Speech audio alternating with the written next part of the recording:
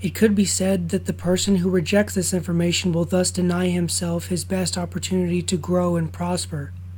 Thus, a person inevitably remains his own worst enemy. Only as he becomes convinced that he has reduced his effectiveness and that his troubles are mainly his own fault will he start seeking improvement. Such are the available tools of persuasion. Properly used, they have almost the effect of force. By analogy, let me cite a practical example.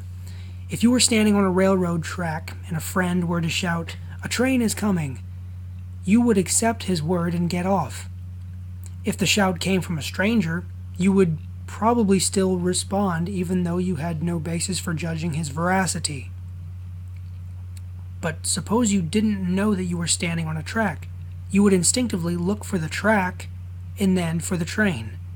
When you saw them, no matter who provided the warning, friend or foe, you would get off the track. The victim of wrong thinking is in much that position. As the message unfolds, he will see the vision that can change his life, and he will seek that change. Just in case you need it so badly as I did, I'm going to shout, "A train is coming." In effect, I'm going to describe another place to jump to when the danger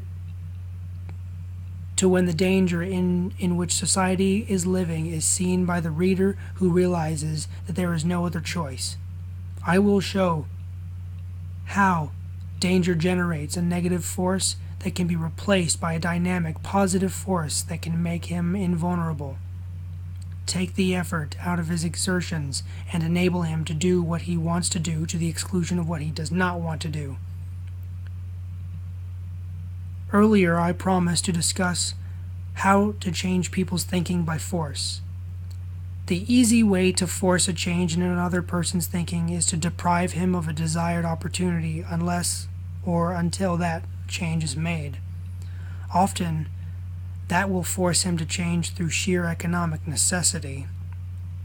It is a delicate procedure, both to avoid unfairness and to assure a successful outcome, and there are many ways to apply it. A person can withdraw his patronage from a store, withhold his vote from a candidate, or refuse to carry out dishonest instructions of his employer. It is true that his action counts as only one factor, but it is surprising how often that factor is decisive. Much dishonesty succeeds only because it is supported and protected by people in surrounding positions.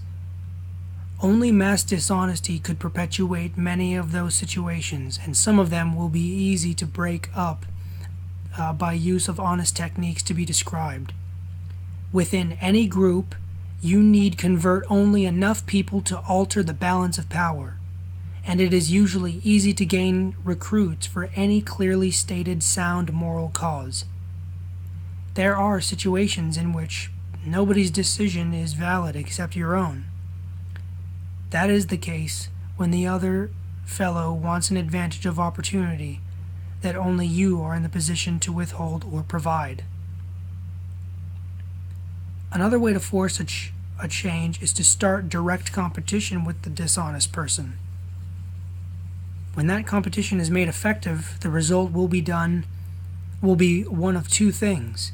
Either the dishonest person will change his thinking, or he will be replaced. In many practical situations, the implication of force is clear.